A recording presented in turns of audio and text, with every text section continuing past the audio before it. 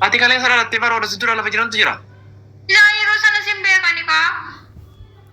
Anak beg kamu sebeg. Na tu bega na tu bro sikit sene wante mana tu harga kesante lagi ya ufani bal aku tadi kan. Akka gaafa tiwaan dhahee lafaan dhaatu rahee garraatti beektaa?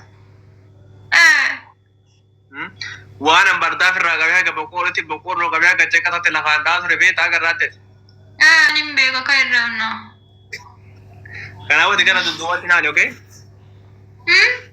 Ati gara dudduubatti naani, wayin kiisii fakkii as keessa kulatuun si fuuti laa, bakkeen tun si fuuti. Dhugaa si mageettii waan ta'e as keessa buuta.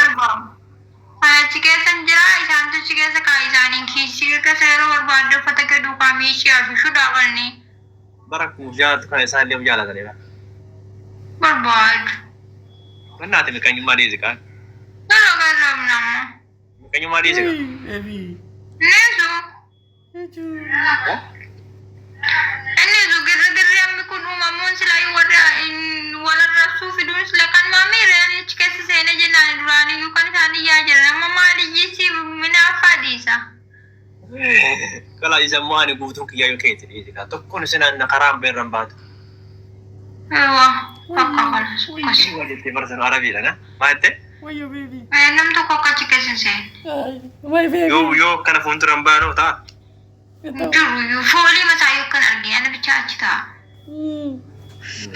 Baay'ee waliin jaalanne garuu. Laaf jaalachuudha darbee itti caale malee. Uummanni isin guutuun as jirtan jennaan lee jettee lafa kaate ba. Beeksisii keessa seenaa irra ta'a.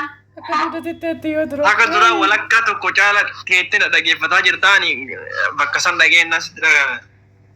Ani bara mirga namaatti hin bu'u garuu namni mirga kiyyatti bu'ee jennaan irraa nafu wargitee mee akkasii. Tole kanas atummaa qofti taa'ee nam tokko dhabu. Hafuuraan agaran kalaan. Akkasi. Dudubaa ta'an. Sagalee kaasiti akkas jedhi ka sagalee kaasi akkas jedhi. Akkas. Bada jabaa kiyya. Lakkeen jabaa miti allaafadha. Bada jabaa kiyya akkasi duubaa ta'an keessi kan kiyya. Lakkee namni duubarra taa'ee booddee asirra akkana waa laala dhufee keessa jiru laala. Wanti duubarraa keessa seenuu beeku akkiriin shakkuwani jedhi. Namni halkan wayitati as jala seentee raftee asirraan dhufanii akkana waa gallaala dhaqanii qalbiin dhiiraa tun immoo gadeedha laal waa harkifti wayita san immoo beeku laala. Waan bakkeerraa qalbiin nanatamtu baran keessa jiraadde sinnaan balbala cufadhamaatu nagade. Indammaku wanti bakkeerraa bariyoo keessa ta'e malee. Miskiina wallah. Kalaas keessa gaadhu. Inaante akkasi tagalbii qalanii jaartii mallas akkasitti dhabanii sanii. Amma isinitti haadhoo lamaan nyaamu baay'ee fataa jinni baay'ee wal jahine lamaan nyaamu xiqqaa guddaa keessanuu guutuun keessan nagaan naa jiraadha chawu. Nagaan bulaa. Akka feetan bulaasi.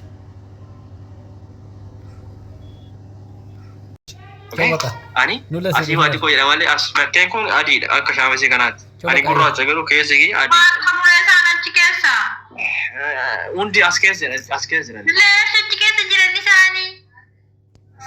Waan miqa nyaatalee dadhabee haagee. Waan bicha achi keessa jira gargaardu shaameshii keessa galan immoo. Kalaas laa isaa illee jira walgaa. Ati as